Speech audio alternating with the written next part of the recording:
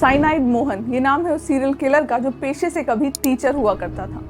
मोहन कुमार पूरी प्लानिंग के साथ औरतों का शिकार करता था। ये प्लानिंग इतनी स्ट्रांग होती थी कि वो महिलाओं की पीरियड डेट भी ट्रैक करता था। कहानी जून 2009 की है, जब कर्नाटक के हसन बस स्टॉप पर एक महिला बाथरूम में मृत पाई गई। महिला ने दुल्हन की तरह सारे श्रृंगार कर रखे थे। हालांकि 2009 का एक किस्सा हैरान करने वाला नहीं था, क्योंकि 2003 से 2009 के बीच ऐसे कई दुल्हन टॉयलेट में मृत पाई गई थी। बड़े बड़े बस स्टेशन पर ज्यादातर वारदात केरला और कर्नाटक की में हुई थी। साल 2009 तक साइनाइड मोहन अपनी जिंदगी मस्ती से बिता रहा था, मगर तभी कहानी में ट्विस्ट आ गया। कर्नाटक में कम्युनल राइट्स हो गए।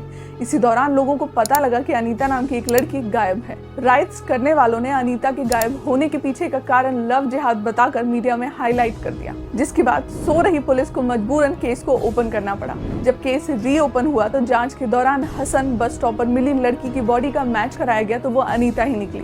अनीता का कॉल रिकॉर्ड चेक किया गया तो जिससे उसने सबसे ज्यादा बात की थी वो थी कावेरी नाम की लड़की। हैरान करने वाली बात तो ये थी कि कावेरी भी पिछले कई महीनों से अपने घर से गुमशुदा थी। कावेरी का कॉल रिकॉर्ड चेक किया गया तो उसने सबसे ज्यादा बात की थी पुष्पा से। पुष्पा भी लापता थी। जांच आगे बढ़ती गई और ऐसी कई लापता लड़कियों की चेन बनती गई, मगर तभी आया कहानी में ट्विस्ट, क्योंकि पुलिस को साइबर सेल ने बताया कि एक वक्त में सारे के सारे नंबर मैंगलोर के गांव में एक्टिव थे। पुलिस ने मैंगलोर के गांव में छापा मारा तो एक नंबर 3 मिनट के लिए एक्टिव मिल गया। रेड के दौरान पुलिस ने धनुष को पकड़ लिया। पूछताछ के बाद पता लगा कि उसे वो नंबर उसके चाचा मोहन ने दिया था। पुलिस को लगा कि कोई रैकेट चल रहा होगा जिसमें कई लोग शामिल होंगे। पुलिस ने मोहन का नया नंबर निकालकर उसे ट्रैक किया तो पता लगा कि मोहन अब किसी सुमित्रा से घंटों बातें किया करता है। पुलिस ने सुमित्रा को भरोसे में ले लिया और उसके साथ मिलकर एक डबल गेम प्लान किया मोहन के लिए। सुमित्रा की मदद से पुलिस ने मोहन को ट्रैक कर लिया और उसे घर से उठा लिया।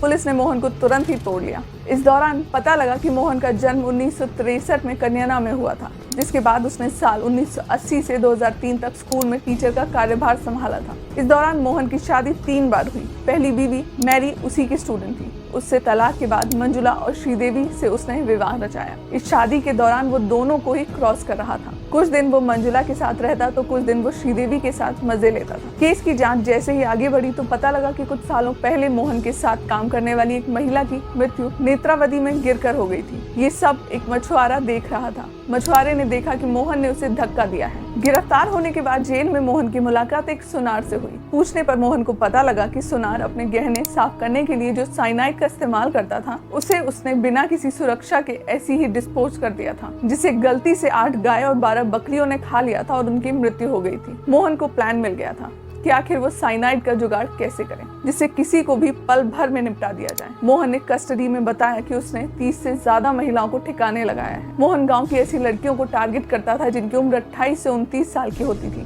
दहेज की वजह से जिनकी शादी नहीं हो रही थी।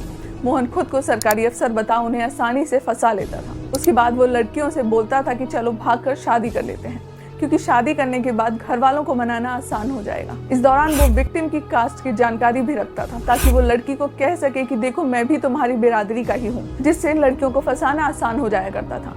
मोहन लड़कियों से कहता कि वो अपने साथ कुछ गहने और पैसे ले आएं जिससे उनका घर आसानी से बच जाए। घर से भगाने के बाद वो लड़कियों को लॉज में ले जाता था और कहता कि सुबह का मुहूर्त अच्छा होता है, हम तब शादी करेंगे। रात में वो शादी से पहले ही सुहागरात मनाता, फिर रात और सुबह के अंधेरे में लड़की को बस स्टेशन पर ले जाता। वो उन्हें एक गोली देता कि लो इसे खा लो, इससे तुम प्रेग्नेंट नहीं होगी, मगर इस गोली को खाने के बाद तुम्हें उल्टी जैसी आएगी, इसीलिए तुम्हें बाथरूम में जाकर खाओ। बाथरूम में जाकर वो साइनाइड की गोली खाते ही लड़की का काम तमाम हो जाता था। इसके बाद वो पिछले टारगेट का मोबाइल साथ में ले जाता और दूसरे टारगेट को उसी मोबाइल से फंसाता था। लड़कियों के घर वाले शर्म के मारे पुलिस में शिकायत नहीं करते थे। उन्हें लगता था कि उनकी बेटी किसी न किसी दिन वापस आ जाएगी, क्योंकि वो खुद भाग कर गई है। पुलिस की कस्टडी में 30 लड़कियों को मारने का जुर्म कबूल करने वाला मोहन सेशन कोर्ट में सभी को हैरान कर देता है और कहता है कि उसने ऐसा कुछ भी नहीं किया। इतना ही नहीं, वो अपना केस भी खुद ही लड़ता है। मोहन ने दलील रखते हुए कहा कि वो कातिल नहीं बल्कि वो लड़कियां उससे शादी करने की जिद करती थी। जब वो शादी नहीं करता तो वो सुसाइड कर लेती थी। इस तरह से मोहन ने कई महीनों तक लूप होल निकालने की कोशिश की, मगर अंत में उसे कई केसों में आजीवन कारावास तो कई में फांसी की सजा सुनाई गई।